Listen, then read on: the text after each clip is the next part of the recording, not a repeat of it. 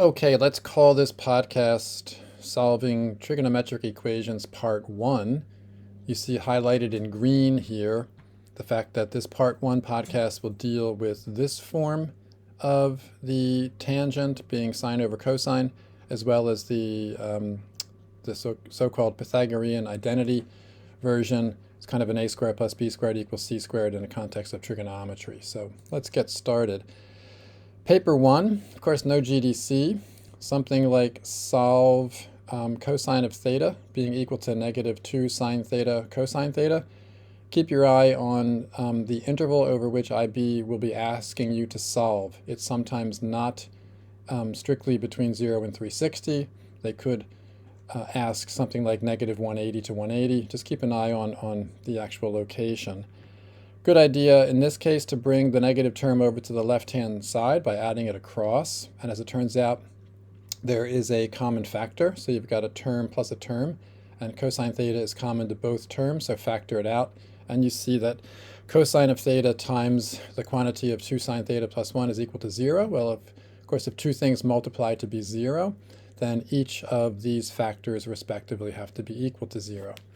Worth noting before I go any further is that a classic mistake here, especially in the context where the problem is first given, where cosine theta appears on both sides, if you were to divide that away, that's a major flaw because you would lose literally a portion of the solution. And also, in fact, because cosine of theta can be equal to 0, you are in effect dividing by 0, which is bad news. So try to avoid falling in that classic trap of dividing both sides by an unknown, whether the unknown is in a trigonometric form or whether it's the unknown of x itself for that matter. So paper 1, again, no GDC. You basically need to find the angle or angles whose cosine is 0. You might do well to think about the cosine curve.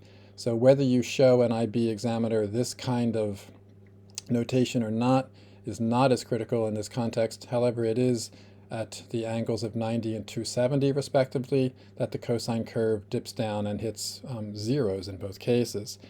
And then solving this guy here, you bring the 1 over, divide by 2, and then of course the inverse sine of -1/2 is what's needed. The values are going to be 210 and 330. So here's where it can start to get a little bit slippery. So first of all, let's just revisit the same solution and focus just on this portion of it, just to remind you that it is a mental picture of the cosine curve, which you should be pretty comfortable. Looks like what you see here. Note that I've actually got these curves graphed in radians, right? Because 6.28-ish out here at 2 pi is kind of where we're finishing. But however, for this context, we are in degree mode. So it is at 90 and 270 respectively where the cosine has zeros.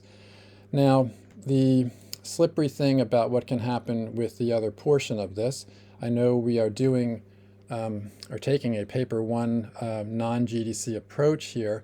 However, if I look more carefully at something like sine inverse of -1/2 and take you over to your GDC in degree mode, well, recall that the inverse function is, like any function, a one-to-one concept. So for each x value that goes in, there's one and only one y value that comes out.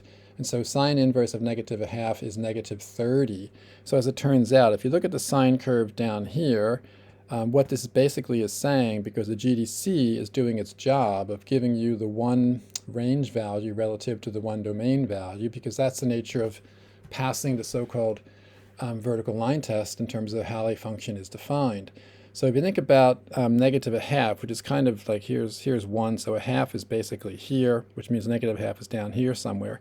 If you go over to the angle whose sine is -1/2, well, that angle that we're trying to give you is in fact -30. And so that's what the GDC actually gives you in terms of how the cosine and sine inverse functions are defined. So this is where the symmetry starts to play into effect. So that -1/2 that's corresponding to basically -30 degrees, if you track that -1/2 all the way across, boom, you're hitting here. You keep tracking it across and you're actually hitting here. So within the realm of being between 0 and 360, the angles whose sine is negative 1/2, well, if you're negative 30 over on this side symmetrically, then that ends up being 30 beyond, as it turns out, 180. So that accounts for the 210. And then because of the other fold, if you're 30 beyond 180, you're falling 30 short of 360, and 360 minus the 30 accounts for 330. Some of you like to look at the unit circle as a way to come up with those other values that are in different quadrants.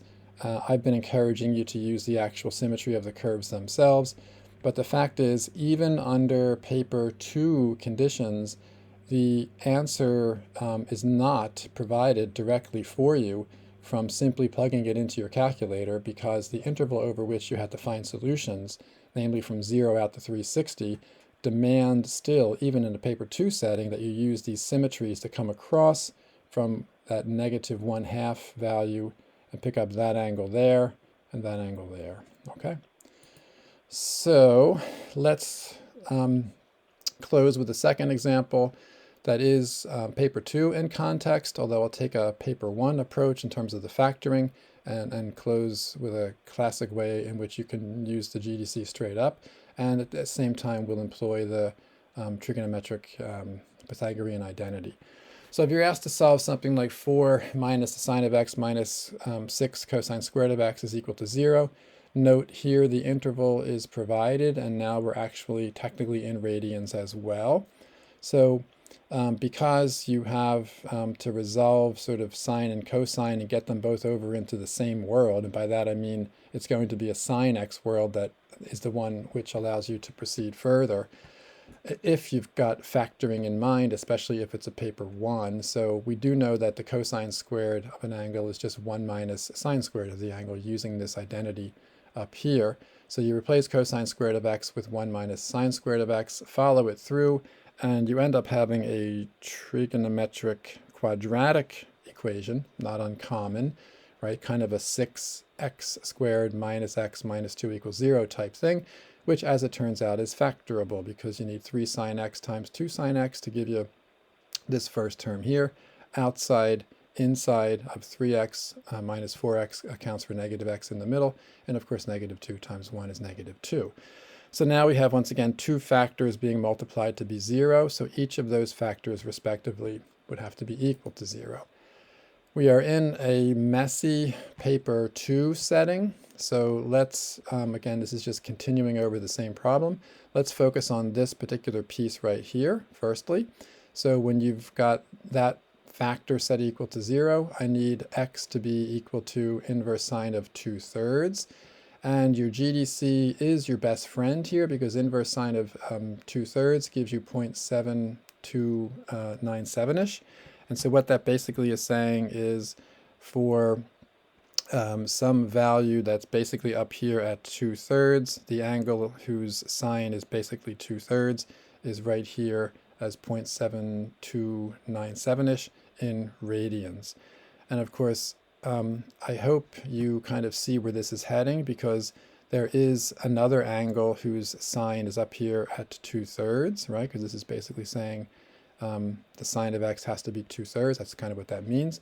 So if you track across and say, well, there's some angle over here that's got the same value, and you can see if you just track across from there in terms of the symmetries, well, the best way to go about that is you've got this first angle here, sort of call him x sub 1 as 0.730-ish, and then as it turns out, based upon the symmetries, this angle here is falling short of pi, the same way this angle here is added to 0. So you've got in terms of those symmetries. So pi less that value would account for another angle right here, namely 2.41-ish, who also has a sine that's up there at 2/3. So looking at the second piece, it actually overlaps with the first example that we just did. You once again have to find some angle or angles x whose sine is negative 1/2. And another way of notating that, of course, is sine inverse of negative 1/2. And as it turns out, this is the one where, once again, when you go to the calculator and ask for sine inverse of negative 1/2, it's going to say, okay, if I'm at negative 1/2 again, I'm over here, and it's giving you in radians this time what ends up being that we saw 30 degrees previously. So we're just building on the same concept from the first example, but now in a radian context. So that ends up being negative 0.5235-ish, as you can see here. And so that's no good, that angle, directly, because it's outside of the interval we need to be working in. So if you track across and say, okay, what other angles, namely this one and this one, give you sines, the sine of those values being negative 1/2. Again, you're sort of adding whatever that distance is there to get to that angle, right? Because we're talking about negative 1/2, and then we're grabbing that angle there.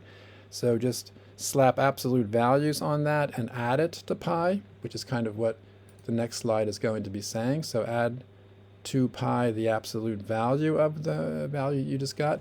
Again, you would not need to use notation like this necessarily for IB, but I'm just trying to say to you, whatever this length is over here, the negative 0.5235-ish, in absolute value terms, it's just going to be added to pi and subtracted from 2 pi. That's all that this is actually saying to confirm the results. And also, I hope you see the similarity between these two lines of reasoning relative to the first example that we did in degrees, which happens to be, I think, a little bit easier conceptually to think through. So there's your summary. Paper 2, solving something like this. The green dots occur at these two values here that we just picked up, and the orange ones occurred at these two values here.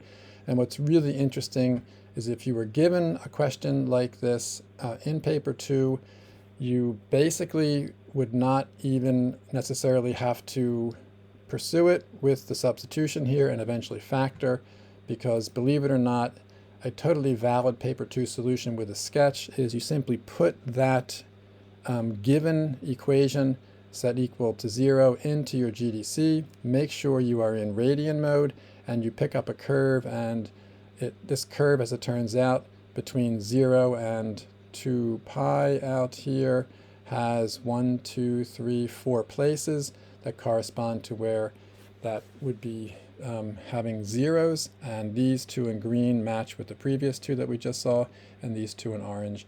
Simply using your GDC zeros feature, you could actually just do a quick sketch to validate the method, and you would get full marks for those results. That's it. Thank you.